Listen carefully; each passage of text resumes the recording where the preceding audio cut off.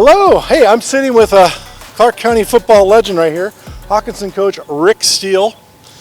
Coach Steele is the first football coach in Southwest Washington to lead a team to 2 state titles. Congratulations to your Hockinson Hawks. Thank you. You beat Camus's John Eagle by 1 year because he did it. He's done it with Camus now 2 years. And on Friday night, Coach Steele is letting his players know that this will be his final season. You will not be seeing this interview until after he tells his players, but Coach Steele has graciously agreed to let us interview him so we could share his story as soon as the announcement is made. I thought it would be fun to take a trip down memory lane. I think it's important to note that you were never a head coach before you took the Hockinson job. That's correct. So what was that like, taking the Hockinson job and starting the program? Well, I had been at Prairie for the 3 years prior to this, and actually was coaching my son there.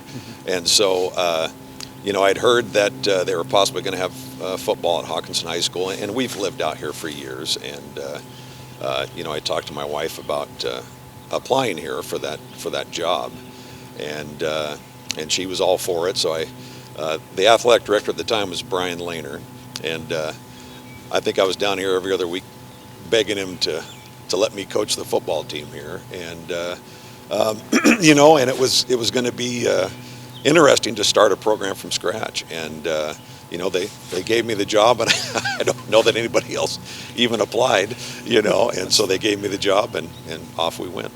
That was 2007, 0-7 campaign. Yep. What did you learn? Well, we talked about it before the season started. Did we want to start with a JV team? Or did we want to start with a varsity program? And knowing that we started with only freshmen and sophomores that year. And, we asked the kids, what do you guys want to do? Do you want to play JV or do you want to play varsity? And they they said they wanted to play varsity. And so, okay, well, here's what you're asking for.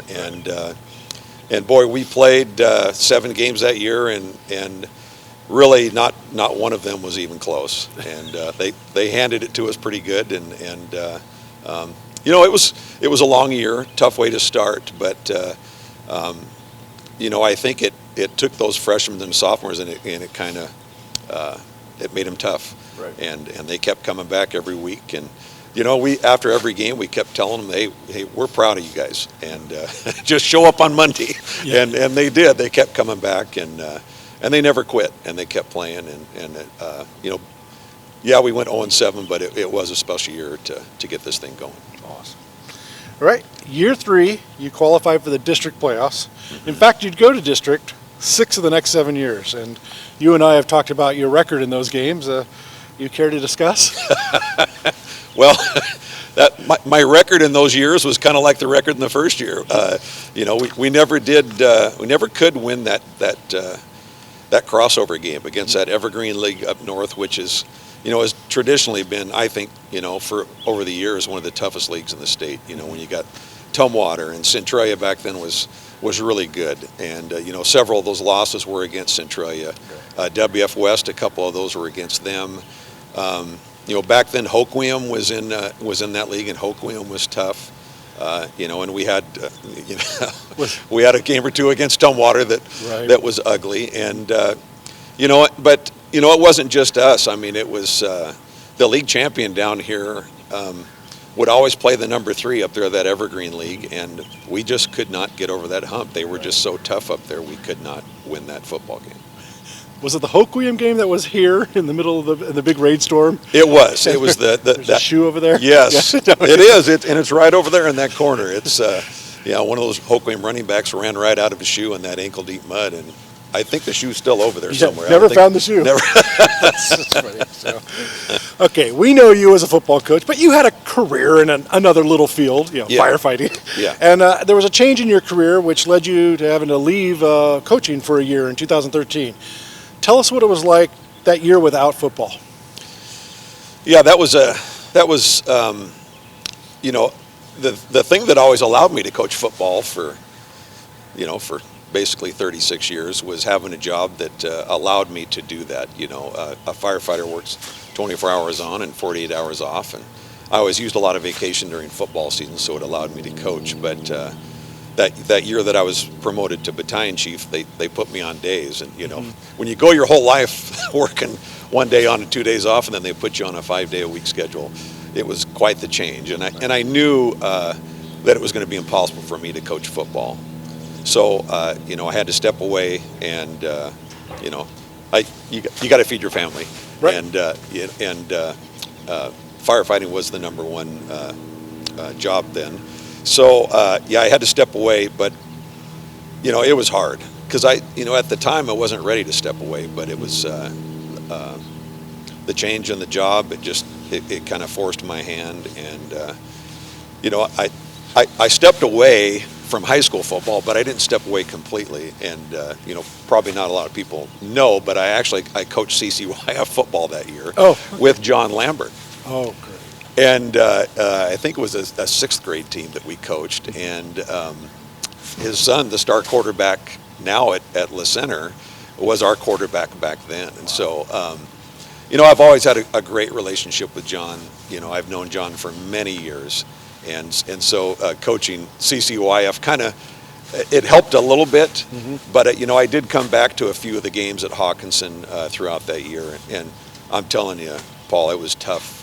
Stand on the sideline just watching those kids play. Right. And so next year, another change in the fire department led to your schedule opening again, allowing you to return to the high school coaching ranks.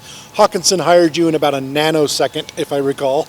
But I was wondering, did the year off make you a better coach?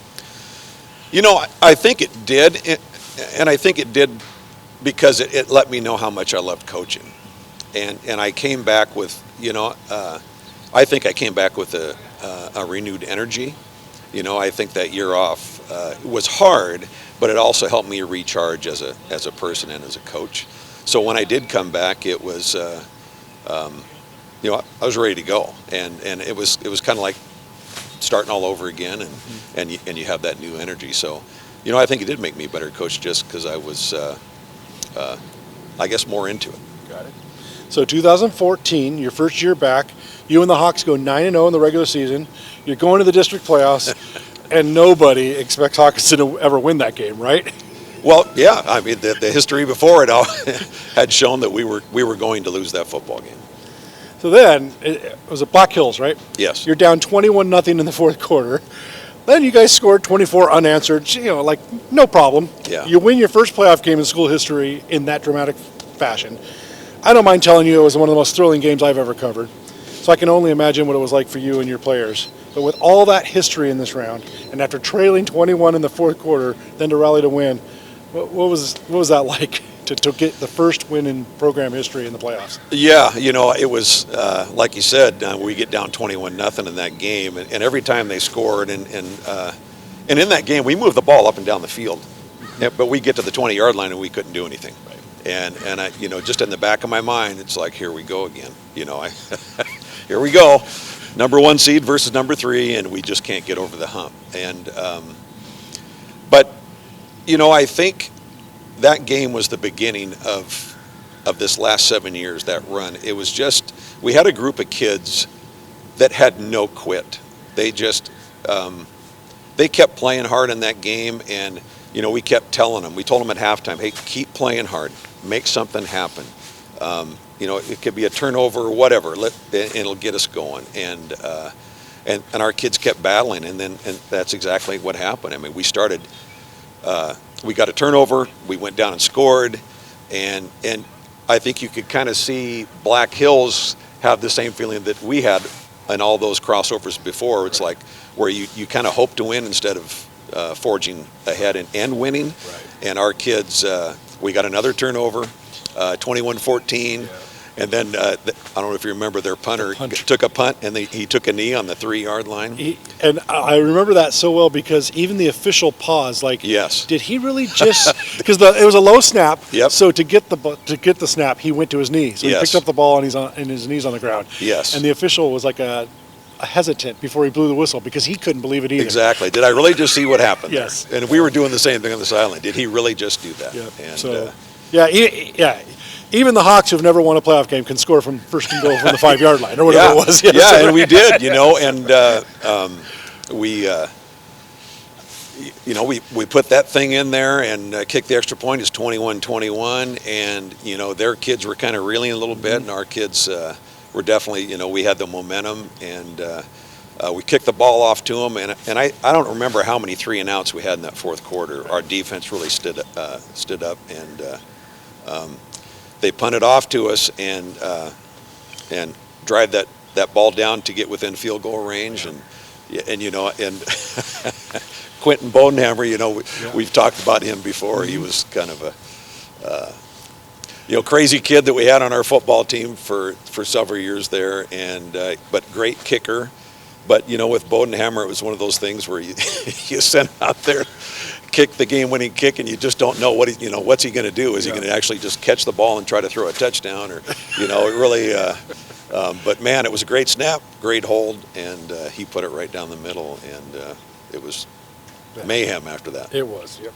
So you won the next week too to reach the quarterfinals, and then I was at the quarterfinal game. You didn't win, you didn't come close, but you would tell me later how important that game was to your program. Do you remember that game? Oh yeah, I mean, you know, when you think about powerhouses in the state of Washington, you think about Tumwater and you think about Linden, and that quarterfinal game was. You know, was against Linden, and I remember talking to Sean Perkins and Mark Morris. He said, you know, that they made the semifinals, you know, a few years back, and they had to play Linden. And he said when Linden ran out of that stadium and they did the big circle and their kids were screaming, he said his kids just about passed out. I mean, and our kids kind of did the same thing. We're in this gigantic stadium in Bellingham, and Linden runs out, and our kids, their eyeballs are really big, and you know, it was obviously the biggest football game in our history to that time. Right. And I think our kids were just a little bit starstruck.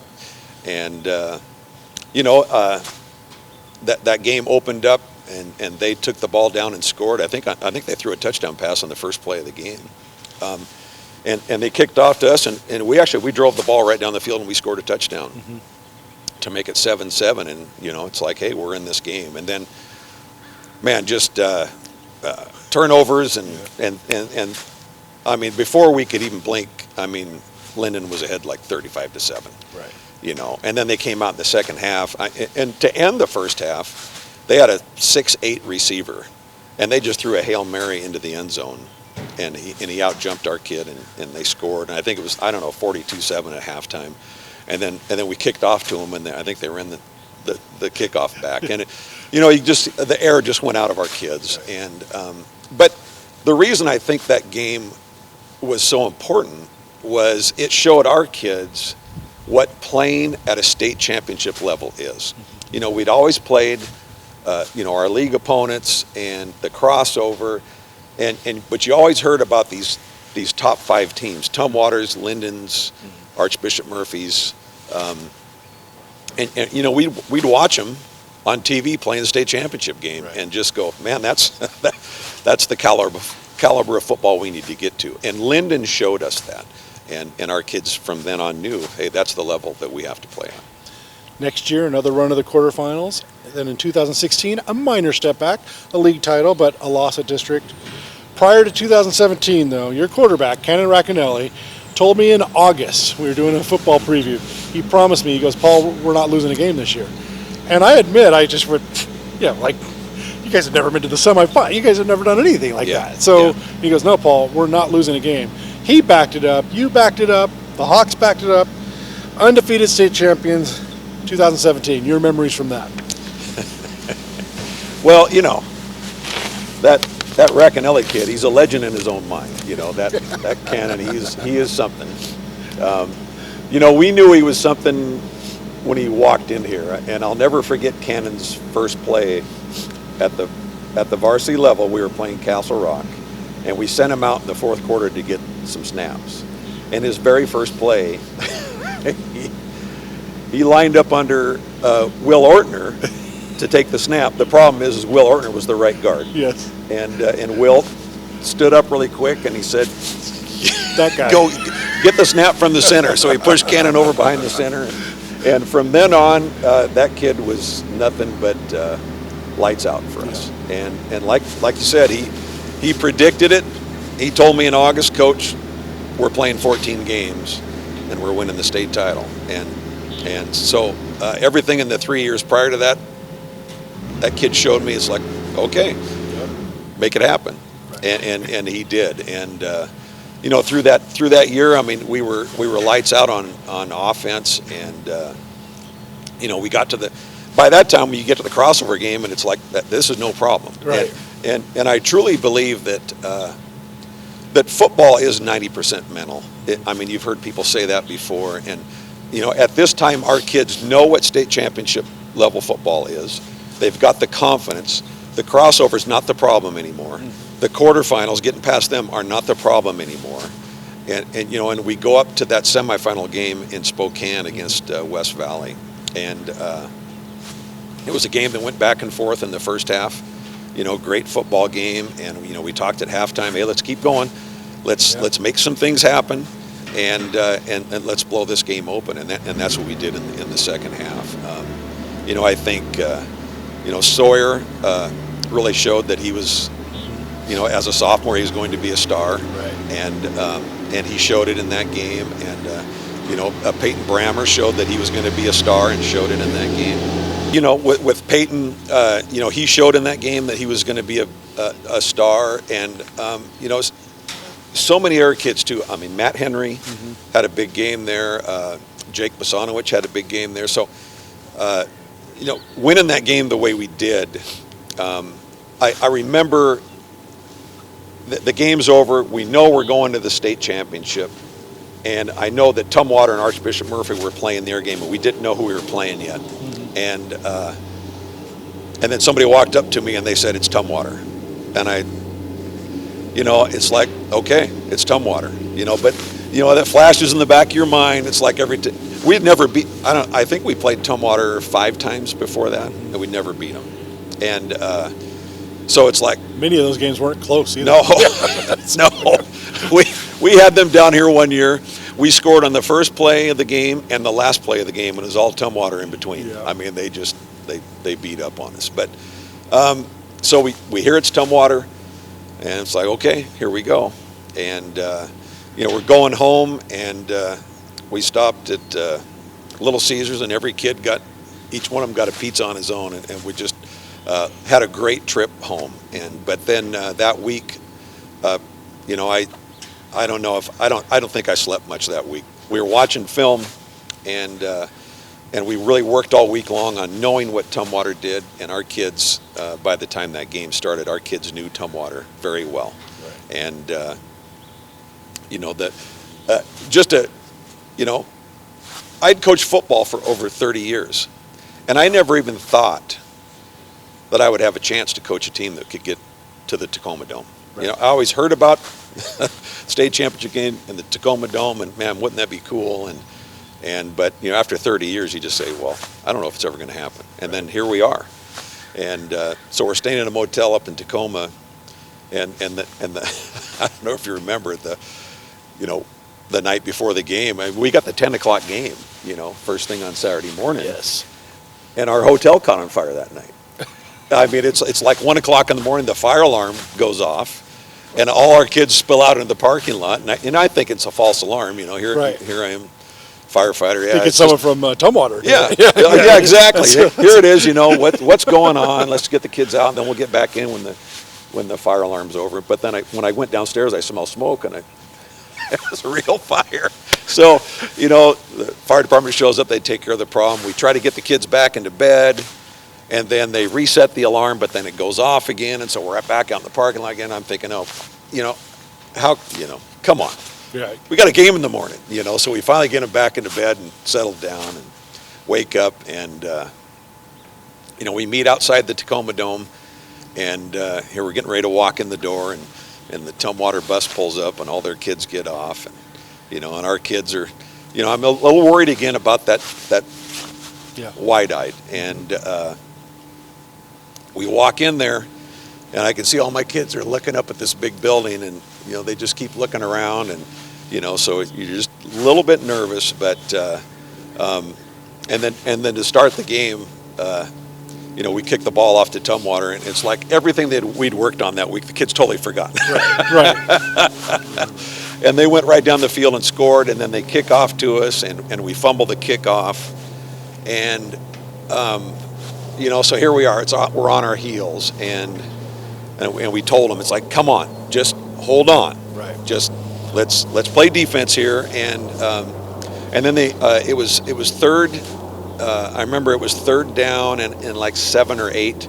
And they came out in a formation where we knew that they ran a screen in this formation, and we'd worked on it all week, and they did run the screen, and Sawyer was right there and tackled that kid for a loss, right. and they trot their kid out and they kick a field goal, and to go up 10-0. But I knew right there, and we told the kids right there, hey, we just held these guys to a field goal. It's 10-0. We haven't even touched the ball yet. Let's go. And the rest of that first half, our kids just kept grinding. And, we go down, we score a touchdown. It's 10-7.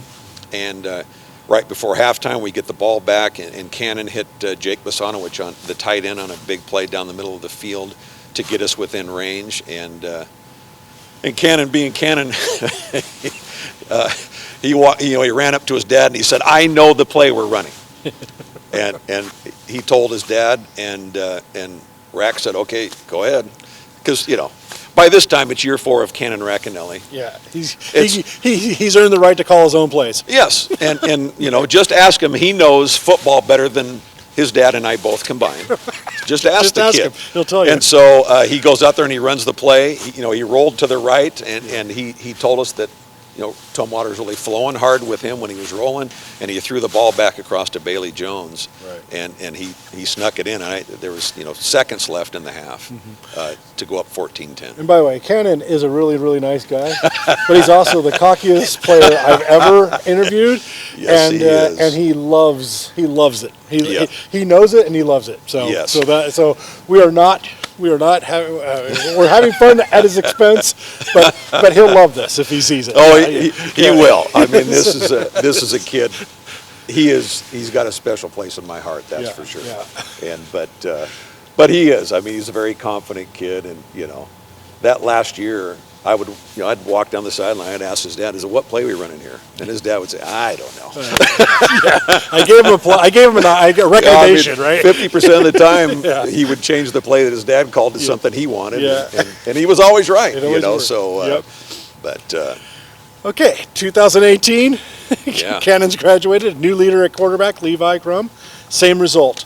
Undefeated state champions. In the previous season, though no one knew who you were really around the state. You had never even got past the quarterfinals. But in 2018, everyone wants to beat the champs. So what was the key to defending state title? Well, like you said, nobody knew where Hockinson was. And I remember Bill Beatty from Tumwater asked me before the game, he says, so where exactly is Hockinson? And so this is how I respond when people ask that question. I say, well, we're due east of Brush Prairie.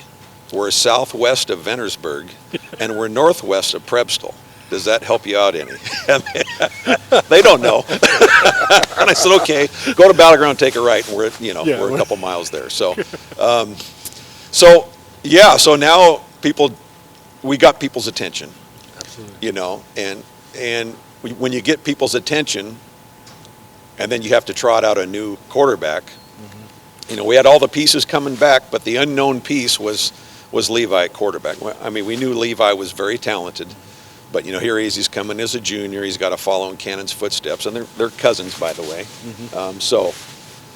Levi knows the offense just like Cannon did, and Levi is a confident person too, but he's not. He doesn't. His confidence doesn't show like Cannon's. Levi keeps that confidence inside. So we know Levi has it in him. And we have all the pieces coming back, so I think our team confidence is there. But now when you win that state title, now you've got this huge target on your chest, and people want a piece of you. And we had made the decision shortly after the state championship game the year before to play Archbishop Murphy week 2 in a non-league game, and we did that to see exactly how good are we. We've lost a few. We lost a few good seniors. We lost Cannon. Let's find out if we can make another run at this. And Murphy called, and we accepted. And so week 2 we got to head up to Archbishop Murphy.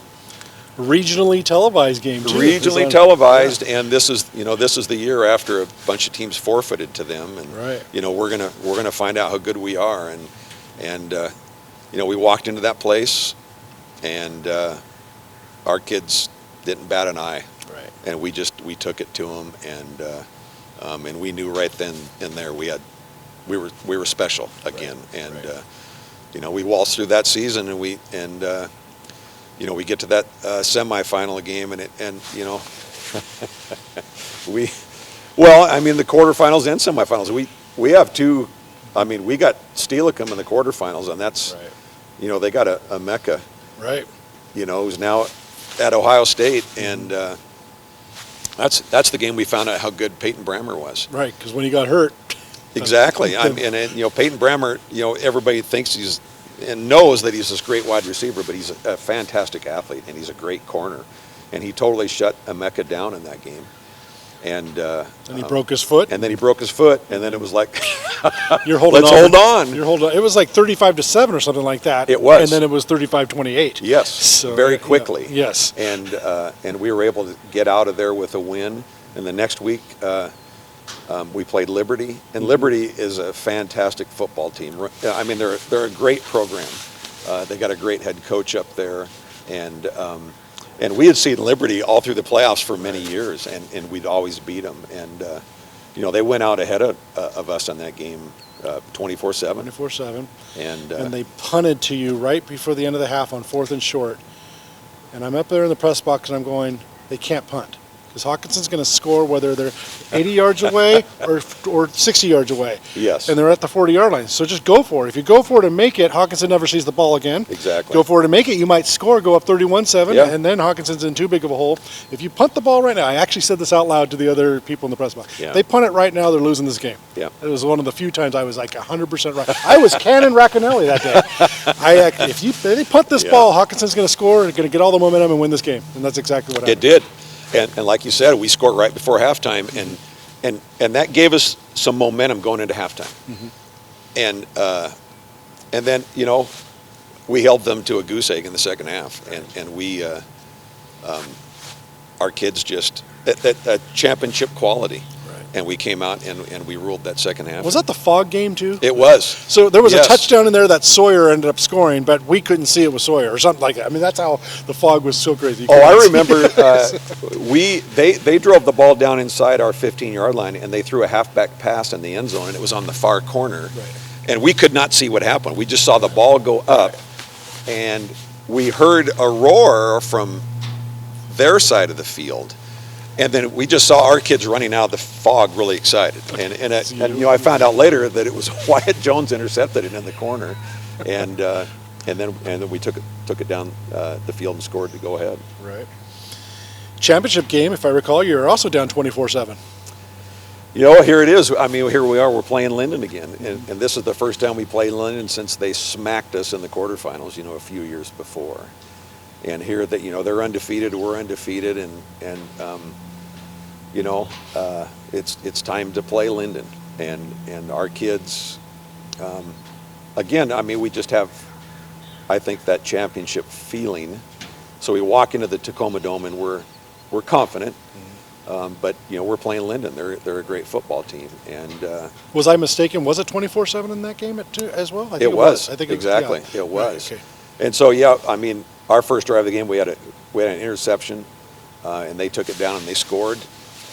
And I think they went up 14-0 on us, and then we drove the ball down, and I think we're kind of, we're known at Hockinson for trick plays, mm-hmm.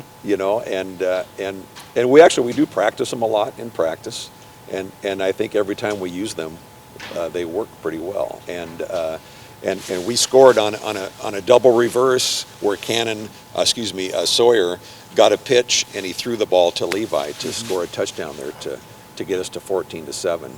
And I think it was 17-7 at halftime. We went in there, we talked to the kids like, hey, let's hang on here, come out in the second half, and we got to assert ourselves in this football game. And And that's when, we talked at halftime, and we have a formation that's called heavy, and it's a single wing formation, and it's, if we get close, we're going to go into the heavy formation. We're going to put Sawyer at the quarterback position and just let him run the football. Right. And the rest of that is history. Yeah. I mean, in the second half, here's Sawyer Racanelli. Everybody knows him as one of the greatest receivers in the state of Washington, and he had 5 rushing touchdowns in that game. Right. And it was all out of that heavy formation and running the football. And it was the old, hey, we're known for passing the ball, we're known for the trick plays, but here we are. We're going to have our guy run against your team. Our line's going to block and Yes. stop us. And it was, and they couldn't. There was nothing. Yeah. There was nothing fancy about that. Yeah, It was no. just stop us. Forget the spread. Let's go heavy and let's pound it in, and that's what we did. So that's back-to-back championships. 2019, you lose Sawyer Racanelli, University of Washington recruit, to injury before the season started. In the middle of the season, you lose Peyton Brammer to injury, another D1 player, and yet you still go to the semifinals. So in your final 3 full seasons, your Hawks go 38-2, 2 state titles, a semifinal appearance. What are your thoughts when you consider the run as a whole rather than individual seasons? 38-2. What are your thoughts on that? Well, obviously, we had a great run of kids, and I think that senior class that year was just fantastic football players, and it was much more. Obviously Sawyer Racanelli, I think one of the greatest high school football players in the state of Washington ever. Peyton Brammer right behind him, and a cast of people that supported them very well. Levi is a great quarterback. Like I said, just a great cast of kids, and we come back and we just kept it rolling. And it's not just the kids. We've got a fantastic coaching staff here. I think Josh Racanelli is a fantastic offense coordinator, and he has been a huge piece of this run. Clint LeCount, our defensive coordinator, you see it again this year. Our defense is just unbelievable, and a lot of that is Clint. And just the assistant coaches, a great coaching staff, great players, and a fantastic community that have supported us. We've just been able to put together something here that has been fantastic. And the last 7 years have been a dream. Okay, recently you confided in me that 2019 was also tough on your well-being. Care to elaborate? Well, I think when you do build a program like this and you get it playing at a high level, there's a lot of stress involved in that. To stay on top, it takes a lot. And, it was, when Archbishop Murphy came back down here the year after we beat them, we played them right here. A great football game, and I think it was, I think a football game we should have won. And we had the ball 3 times in the first quarter inside their 20. Once, first and goal on the 1. Right. We snapped the ball over the quarterback's head, and we didn't score on any of those drives. And I was grinding my teeth so hard in that game that I chewed a molar right out of my head. So it's that tooth somewhere on this sideline over here. That's crazy. And it was kind of right then and there that I realized, like, man, this is I got to quit chewing teeth out of my head. And it comes with a lot of stress. We mic'd you up for that game. Yes, you did. Yeah, that was You might have heard me spit a tooth out. Okay, that leads us to this 2021 abbreviated season during COVID, and your decision to retire, resign, step down, whatever is the best word for you. But Yeah. When did you decide this would be your final season with the Hawks? And more importantly, why? Yeah, I think that last state championship game, you kind of realize that, I told myself, it's like, what else do I need to accomplish as a football coach? I got 100 wins that year and 2 state titles, and at some point you start to wonder, okay, what else do I need to accomplish? And so, I thought about retiring after that game, but then I have this, I've got a special relationship with this year's seniors, and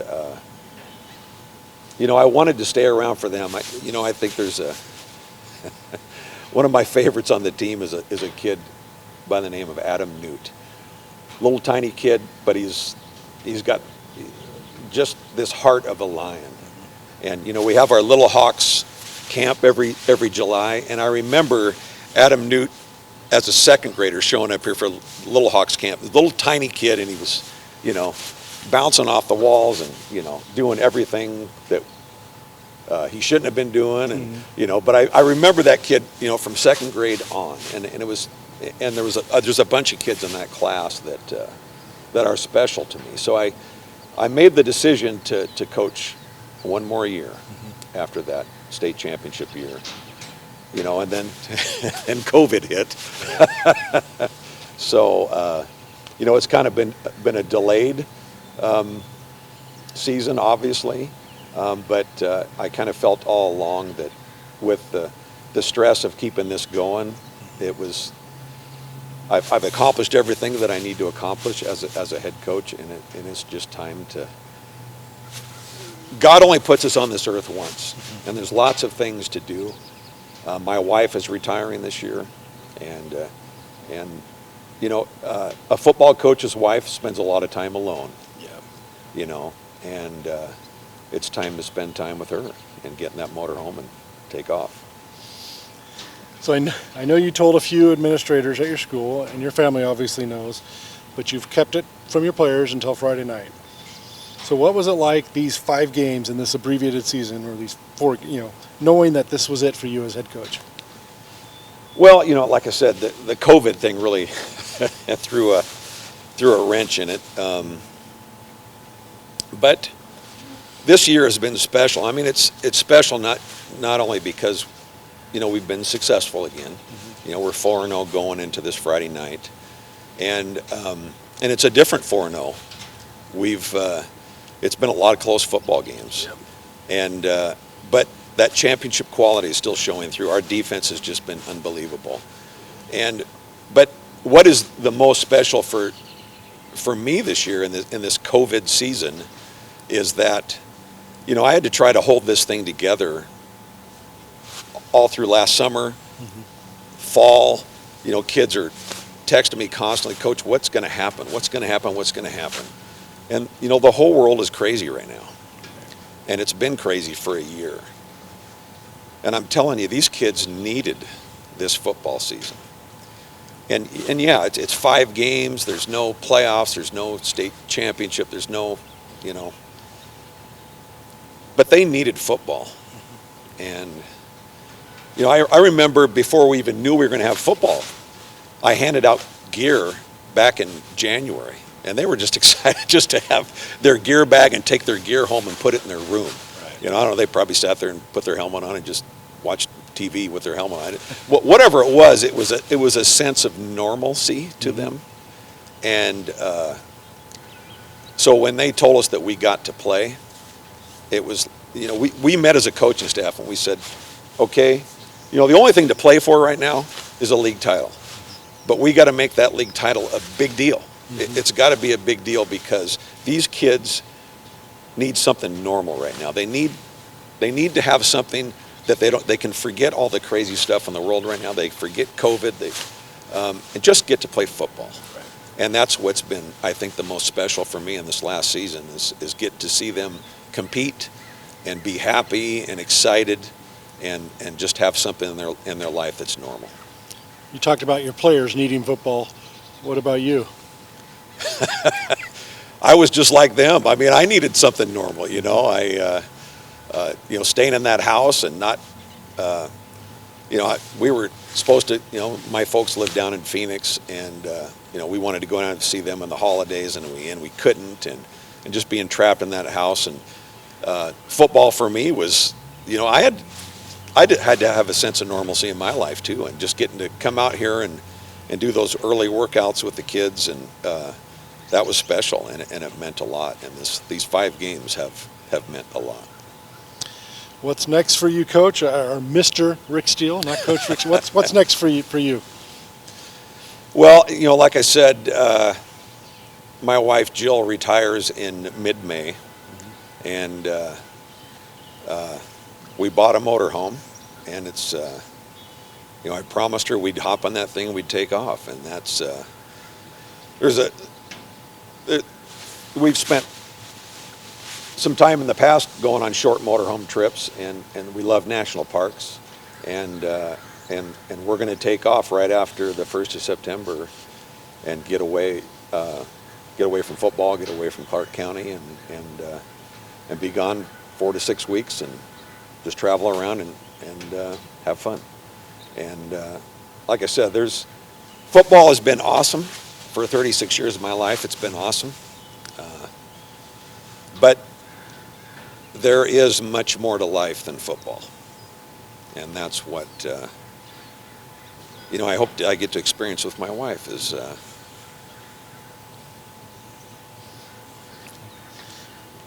Back to football, though. Finally, obviously, people say, well, Rick Steele is Hockinson football. 16 of 17 years you've been the coach, but what does Hockinson football mean to you? Well, this stadium here, I remember when this started in '04, that was a field. And I remember our first game here, I think it was against White Salmon, I think. And there was no stands, nothing anywhere. People had to put up their lawn chairs around the track. And it was ankle-deep mud, as our field is known for. Don't go play Hockinson in October. If you want to keep your uniforms clean, don't go play Hockinson in October. But I remember that night it was pouring down rain, but lots of umbrellas and people just standing around the track, and it was packed. And this field I've mowed it a few times in the past myself. That score tower over there, I remember hanging off the side of it with Brian Lehner putting the siding on it. It's been, like I said, we started 0-7, and we started with a football program that Hockinson football. I mean, that's never happened before. Mm-hmm. And so, I think with hundreds of kids, lots of coaches, a lot of hard work, time and effort. Now when you walk into this complex, this is a beautiful, beautiful place to have a football game. And so I'm just happy to be part of it. Well, thank you. Congratulations on a great career. Rick Steele, Hockinson football coach. Thank you. One last season. Hey, listen to me now. Hey, guys, listen. We've taken their best shot, okay? We had all the momentum to start. They got it back, and we just ended the half with all the momentum. We get the ball back. We go down and score. This game's 21-21, and they start going in the tank. Do you understand me? Yes. Okay, let's take it in there. Let's talk about it, and let's come back out and win this damn football game. Let's go. Hawks on 3. 1, 2, 3, Hawks!